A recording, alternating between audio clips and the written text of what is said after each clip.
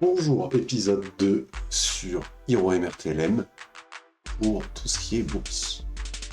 Dans l'épisode, nous avons vu les douges connaissent principalement différents types de douges. Là, nous allons aller un peu plus dans comment utiliser TradingView. Alors, pourquoi TradingView? C'est un logiciel qui est gratuit, qui peut être payant, mais même la version gratuite est déjà pas mal. Je vais vite fait vous présenter la version payante. Donc, il suffit d'aller upgrader. Pour créer son compte, c'est très rapide. Vous associez votre mail. Vous avez donc 3 versions. La basique, la moyenne et la plus grosse. Donc ça, c'est les prix par mois, ce qui revient au tarif à l'année. Donc, on va dire 4 € pour 155 € à l'année, 5 € pour 300 € à l'année et 50 € pour 600 € à l'année. À chaque fois, vous avez 30 jours d'essai gratuits. Je ne les ai jamais fait. Je pense au prochain Black Friday le faire. En général, au Black Friday, vous avez 70% de réduction. Ce qui fait que le premium passe au tarif en gros du plus. Et là, oui, je pense que cette année, là, au prochain Black Friday, je le ferai. Donc, vous avez le droit à plus de graphiques, plus d'indicateurs, plus de garde historique, les alertes de prix, les alertes techniques et les connexions en parallèle. Voilà. Tout inclus, pas de profil de volume, faire la data personnalisée, ce que vous pouvez avoir dans la version gratuite, hein, bien entendu. Liste de surveillance multiple, rappel des barres, indicateurs sur indicateur. C'est le nombre d'indicateurs que vous pouvez avoir. Donc après, vous voyez, plus de graphiques. Plus la version est importante et plus vous avez de droits. Assistance prioritaire et possibilité d'acheter des données de marché professionnel. Ce sont pour justement les professionnels, ce n'est pas pour nous. Vous pouvez voir après, voilà, version basique, graphique par onglet. J'ai cette version-là, et là vous voyez, il y a beaucoup plus de... Là, la basique c'est la gratuite, essentielle plus c'est premium, et là, 8. C'est payant, c'est encore plus cher, et là on est vraiment au niveau professionnel. Donc ça, ce sont les versions payantes de TradingView. Nous allons retourner sur TradingView. Les versions payantes sont encore mieux, c'est tout ce qu'il faut savoir. Vous avez le classique, chercher. Donc vous avez vos listings, bien entendu, bien sûr, vos listings, vous aurez le droit à plus d'items à mettre. Donc là j'ai par exemple une liste surveillée, une liste crypto. Ici c'est un compte qui a plusieurs années en gratuit, donc normalement maintenant on est limité à 30. Là c'était avant, et si je les supprime, je ne pourrais pas en mettre, ou il faut que je descende en dessous de 30 pour en mettre. Donc je peux passer de l'un à l'autre. Pour le moment, on va pas parler de crypto, on va juste parler des actions standards. On va prendre l'exemple du CAC 40. Donc le CAC 40, ce sont les plus grosses entreprises françaises qui sont mises dans un seul indice. Là, nous sommes justement dans les indices. Donc on a le SBF 120, c'est les 120 entreprises françaises. S&P 500, c'est les entreprises américaines de technologie. Nasdaq 100, Dow Jones, américaine. Nikkei, c'est le Japon, le FTSE, l'Angleterre, le DAX, l'Allemagne, le FTSE, je ne sais pas, mais bon, voilà. Chacun a ses compétences. Alors le CAC 40, vu que nous sommes sur le marché traditionnel, classique de bourse, et ouvert du lundi au vendredi, le marché français, donc la bourse de Paris, est ouvert de 9h30 à 17h30, heure de Paris. Comment est calculé le CAC 40? On peut voir qu'il vaut 8001,80 €. Eh bien, on prend la valorisation cumulée des 40 indices appartenant au CAC 40 et ça nous donne ça. C'est-à-dire, là, Total en fait partie. Je ne sais pas si Orange en fait partie, mais admettons qu'elle en fasse partie. Total 64,94 plus Orange à 10,06, ça nous fait 75 € pour les deux. Si on rajoute LVMH qui a plus de 700 €, Hermès qui a plus de 2000 €, ainsi de suite, le total arrive à 8001,80 €. j'arrondirai à chaque fois à l'euro maintenant pour faire plus court. Vous avez les différents produits, donc ça c'est plus pour du professionnel.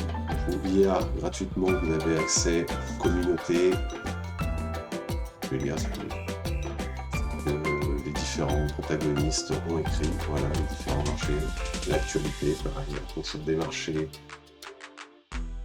Moi je ne vais pas dessus, mais voilà, si vous avez le temps de vous renseigner, que vous êtes à fond dedans, c'est bon. Je rappelle, cette vidéo est faite pour les débutants, ceux qui ne connaissent absolument rien.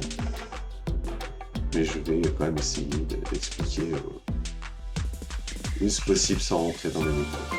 Les courtiers, également les brokers, pour pouvoir aller en bourse, que ce soit par un compte titre ordinaire, un CPE, que ce soit par un PEA, un PEA-PME, plan PEA, plan épargne action, plan épargne action, petite et moyenne entreprise, PEA, PEA-PME, ou tout autre, vous devez obligatoirement passer par une entreprise spécialisée qui s'appelle un courtier ou un broker en anglais. Voilà, c'est obligatoire. Donc, TradingView, page de base, les graphiques. Vous avez, donc là on est sur le 440, choix de la rédaction, idée vidéo, voilà. Idée de trade. Alors le trade, c'est passer un an, c'est faire du trading. Idée éducative, voilà, vous pouvez lire des masterclass qui sont voilà, par Réel BNF, le Loup de Zurich, Black Cat 1402. Ce sont des personnes qui envoient ça et qui donnent leurs idées et qui après se font suivre. Alors ça peut paraître compliqué, je vais vous expliquer comment déjà réaliser ces graphiques, puis après comment les comprendre. Les actions françaises, voilà, ça va assez loin. Actions gagnantes, donc en vert, et internationales en général, en vert on met celles qui montent, en rouge celles qui descendent. Donc voilà, donc là c'est pas forcément celle du 440, hein, là, c'est tout. Là ce sont les informations en vrac dans tout. Nous, ça va nous intéresser, ce qui va nous intéresser dans ce cas-là, c'est le 440. On peut 10, il y a les actions, voilà, donc UMH, Total, Sanofi, L'Oréal. Là, c'est sans filtre. Les ETF. Donc les ETF, ce sont Exchange Trading Funds. Ce sont des produits qui se rapprochent le plus possible de ce qu'ils copient. Ce sont des produits de copie. Par exemple, on a dit que le 440 est l'équivalent d'avoir une action des 40 plus grandes entreprises françaises. Ça veut dire que dès qu'une action sort, si je veux avoir l'équivalent du 440, je dois la revendre et racheter automatiquement l'action qui vient de rentrer, puisqu'il y a toujours 40 entreprises dedans. Ça fait plus d'ordre. À chaque ordre, vous avez des frais. Donc des frais d'achat, des frais de vente, en fonction de vos courtiers. Et il faut y passer son temps. Par contre, si vous avez un ETF, vous allez acheter l'ETF qui va copier au plus proche. Donc si vous voulez un ETF 40, il faut dépenser 8000 euros, 8001 euros également. Par contre, vous ne détenez pas les actions en nom propre. Quand vous avez une action, vous la détenez en nom propre. Dans la plupart des cas, ça dépend des brokers. Là, en faisant ça, vous détenez un ETF. Il y a deux types d'ETF. Je reviendrai après, je ferai une vidéo explicative sur les ETF. Je reste vraiment à la surface. Et l'ETF, en fait, c'est le broker qui achète et vend au fur et à mesure et vous faites que suivre l'indice. Donc, vous n'avez qu'un seul achat-vente à effectuer. Vous n'êtes pas obligé de suivre. C'est l'avantage des ETF. Voilà. Les cryptos, ce sont les crypto-monnaies. J'expliquerai ça aussi. Bitcoin le numéro 1, Ether le numéro 2. Ether USDC, ce sont des stablecoins. Le Forex. Dans le Forex, ce que ça veut dire, c'est un échangeur, comparateur de monnaie. Euro, USD. Si on prend en USD euro, le ratio ne sera pas le même. Ça veut dire la même chose, mais on l'aura, là on l'a du point de vue européen, et on l'a du point de vue américain, des États-Unis d'Amérique, USD. Là, dollar américain contre la monnaie japonaise, le Nikkei. Là, la livre de GBP, c'est la Grande-Bretagne. AUD, c'est le dollar canadien, australien. Pardon, pas de commentaire ici, il doit y en avoir. Ça, c'est le dollar canadien. Donc ça, c'est le Forex. Contrat à terme. Alors les contrats à terme, voilà, on voit, ça c'est les commodities, c'est aussi appelé les commodities. Donc, les matières premières, orage, cuivre, blé, c'est pas que les métaux. Et les obligations. Les obligations, donc c'est par pays, ou ça peut être également par entreprise. En général, c'est plus par pays. C'est quand vous regardez ou vous écoutez les médias, quand on dit que la France est devenue AA, AA-, voilà. Ce sont des entreprises internationales qui donnent des notes au gouvernement, et ces gouvernements leur permettent d'avoir des facilités d'accès aux liquidités. Et donc la France, là qui est là, c'est la France.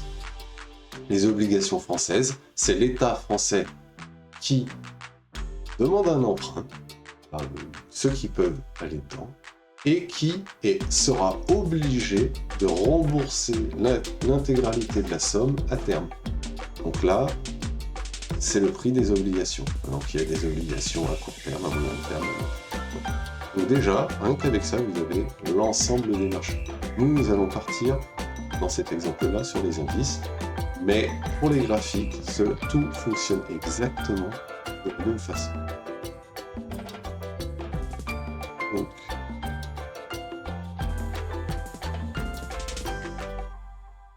j'ai cliqué dessus. Là, l'heure, ici, le montant, ici. Est-ce que je le fais là, je suis sur un jour, donc 9h, 17h, on a vu. Les marchés ouvrent un petit peu avant et ferment un peu après, mais ne sont pas ouverts au public. C'est pour préchauffer, c'est pour chauffer les centres. C'est pour ça 9h30, 17h. Si je le mets en mode 5 jours, et bien voilà, ça, on voit 5 jours. Mois, parce que c'est un mois. Bon, c'est la même, mais comme la durée n'est pas la même, eh bien on voit des choses différentes. 6 mois, une année écoulée, depuis un an, donc là, il peut y avoir des variations depuis 5 ans et depuis que ça existe. Voilà. Là, depuis 88, on peut voir l'évolution. 1000 euros. À l'époque, c'était du franc, le franc lourd, ça a été converti. Et voilà. Donc, vous aurez les mêmes choses, les vues d'ensemble, point de données, clôture, ouverture. On va y revenir. Par contre, quand vous êtes dessus, voir le super graphique. Là, c'est là où ça va être intéressant. Pour analyser quoi que ce soit, donc ici le CAC 40, première chose à faire, toujours commencer la plus grande unité de temps à la plus faible. En général, du swing trading. Le swing trading, ça veut dire qu'on fait ça sur notre vision est sur des mois, voire des années. Différents types de trading. Trading moyen terme, court terme, très très court terme, le scalping, on va être en M5.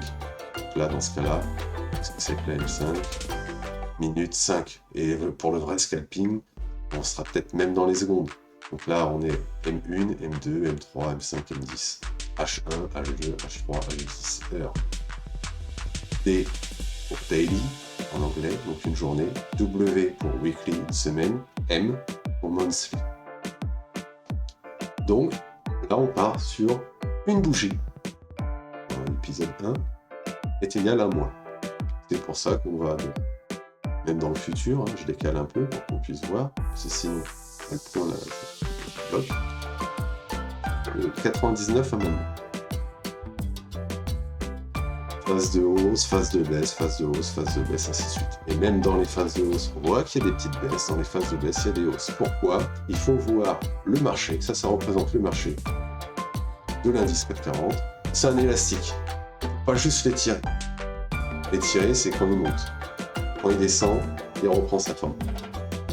C'est un élastique un peu infini dans un sens, mais on les tire, à un moment donné, si on ne veut pas qu'il casse, on le relâche, il s'est habitué, on peut le retirer, et ainsi de suite. Donc, ça, ce sont les micros étirements dans un sens et dans l'autre.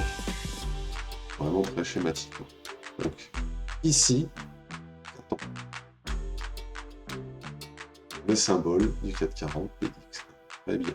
La durée, le nombre de bougies que je veux, les indicateurs, il y en a beaucoup. C'est ceux que j'ai mis là, moi. On y reviendra après là-dessus. Ici, qu'est-ce que c'est?